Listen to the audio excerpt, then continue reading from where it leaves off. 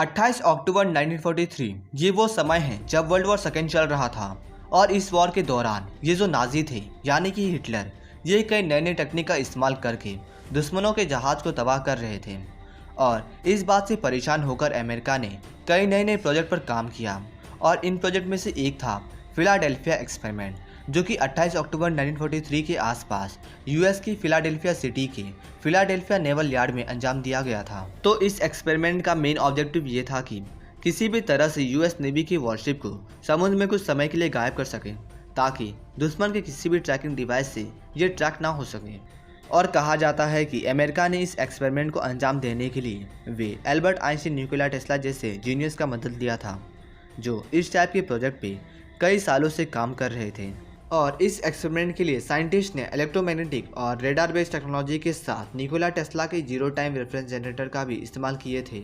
और एक्सपर्ट का ये कहना था कि ये ऐसा टेक्निक है जो धरती के मैग्नेटिक फील्ड को लॉक कर देता है, जिनकी वजह से कोई भी ट्रैकिंग डिवाइस इसे ट्रैक नहीं कर पाता है या कहीं इसे ढूंढ नहीं पाता है।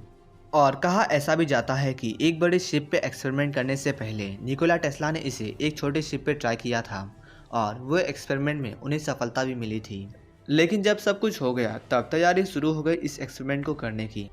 तारीख 28 अक्टूबर 1943 को साइंटिस्ट ने इस एक्सपेरिमेंट को करने के लिए यूएसएस एल्ड्रिच वॉरशिप को चुना और उसके लिए यूएसएस एल्ड्रिच वॉरशिप को फिलाडेल्फिया शिप यार्ड पे लाया गया। सबसे पहले इस वॉरशिप को चारों तरफ से कई हजार वोल्ट के इलेक्ट्रोमैग्नेटिक कॉइल्स लगाए गए और फिर धीरे धीरे उस वॉरशिप पे मौजूद जनरेटर के थ्रू बिजली की वोल्टेज को बढ़ाने जाने लगा। और जैसे ही वोल्टेज अपना लिमिट क्रॉस किया तभी एक हरे रंग का रोशनी उत्पन्न होती है और फिर वो वॉरशिप वहाँ से गायब हो गया। यहाँ तक कि वो वॉरशिप रेडार में भी नहीं आ रही थी। और ऐसा कहा जाता है कि वो वॉरशिप इस एक्सपेरिमेंट के दौरान टाइम ट्रेवल भी किया था।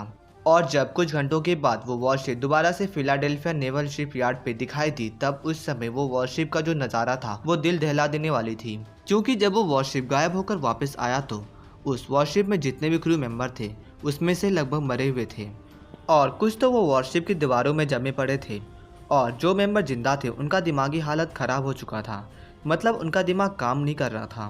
कुछ स्पेशलिस्ट ने कहा कि इनका हालत ऐसा है क्योंकि ये समय का यात्रा करके आए हैं। और कुछ मेंबर का जब हालत ठीक हुआ तो उन्होंने खुलासा किया कि वो जो वॉरशिप था वो 1983 के समय में चला गया था, यानी कि वे समय के आगे भविष्य में चले गए थे। लेकिन इस बात से यूएस ने भी इनकार कर दिए। उन्होंने कहा कि इस टाइप का कोई भी एक्सपेरिमेंट कंडक्ट नहीं किया गया है। अब ऐसे में यहाँ केवल दो संभावना बनती है, पहला कि ऐसा एक्सपेरिमेंट सच में कभी किया नहीं गया है और दूसरी ये कि हो सकता है कि ये भी अमेरिका का कोई ब्लैक प्रोजेक्ट हो जो अभी उस लेवल पर नहीं पहुंची है जहां पे इसे पब्लिक के सामने लाया जाए। अब आप हमें बताइए कि इसमें से कौन सा संभावना ज़्यादा हो सकता है। तो गाइस आज के लिए बस इतना ही। अगर आपको वीडियो पसंद आए हैं तो वीडियो को लाइक कीजिए और ऐसे मजेदार वीडियो पाने के लिए हमारे चैनल को सब्सक्राइब कीजिए और अपना ख्याल रखें। धन्यवाद।